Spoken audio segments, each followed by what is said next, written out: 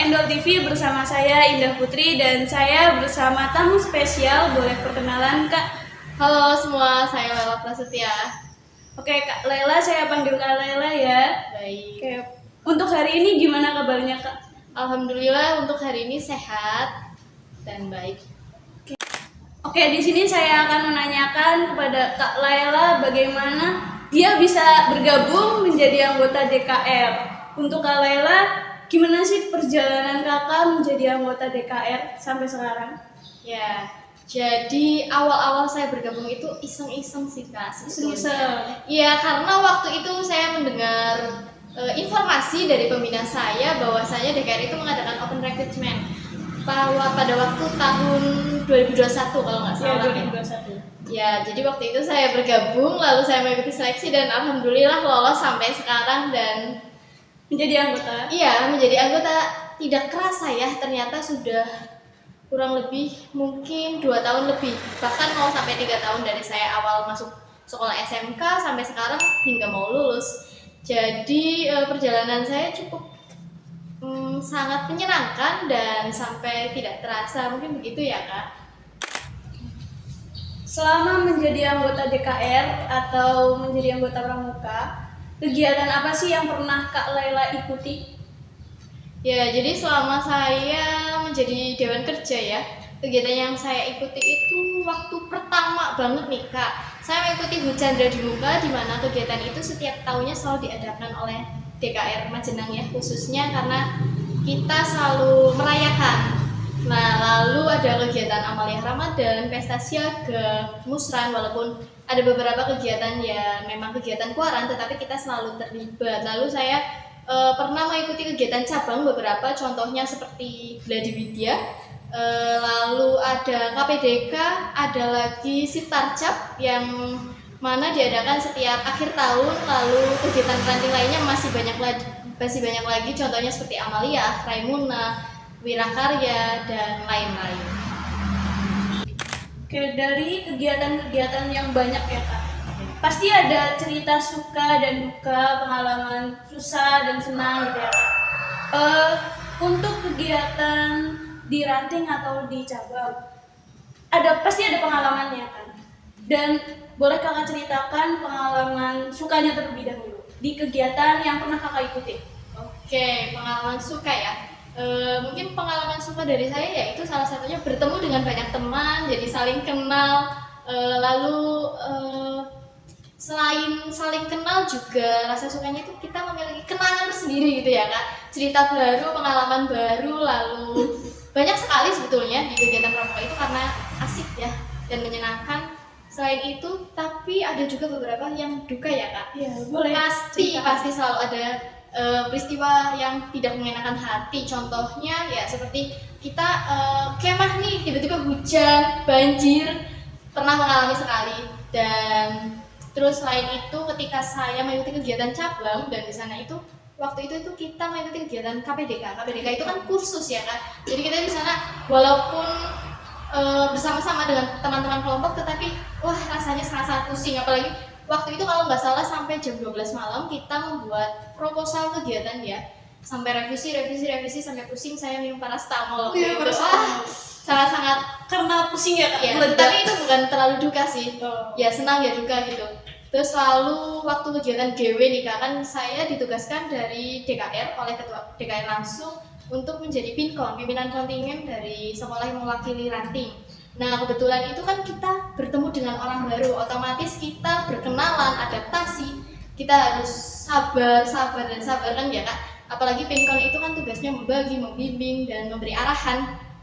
Jadi ya waktu itu saya dukanya itu ya karena kadang sifat manusia itu susah sekali untuk dibimbing seperti itu. Tetapi ya banyak senangnya, karena senangnya saya punya pengalaman baru, punya cerita baru, dan kenal dengan banyak orang baru. Relasi baru juga. Iya betul sekali. Banyak orang yang Ya. penting. Lalu di sana juga ketika di cabang itu kita bertemu dengan teman-teman lama. Teman-teman lama. Iya, dari wartir-wartirnya, dari ranting-rantingnya. Jadi kita bertukar cerita, terus apa ya? Menceritakan keluh kesahnya selama menjadi pinkon itu seperti apa, dan ternyata mereka juga memiliki keluhan yang sama. Ya. Cinta sebatas patok tenda tidak Kak? Kalau itu sih kayaknya ABG ya. Pasti pernah. Rata-rata pasti pernah, masa sih seorang pramuka tidak pernah? Cinta Pasti lah ya. sebagai tenda. Ya seperti itu.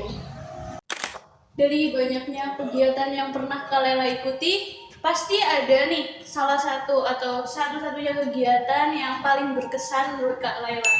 Ya tentu saja ada ya Kak. Pasti. Kegiatan yang paling berkesan itu menurut saya Raimuna Ranting ya, yang baru diselenggarakan kemarin. Kenapa sih berkesan? Karena di situ saya selaku ketua panitia maksudnya.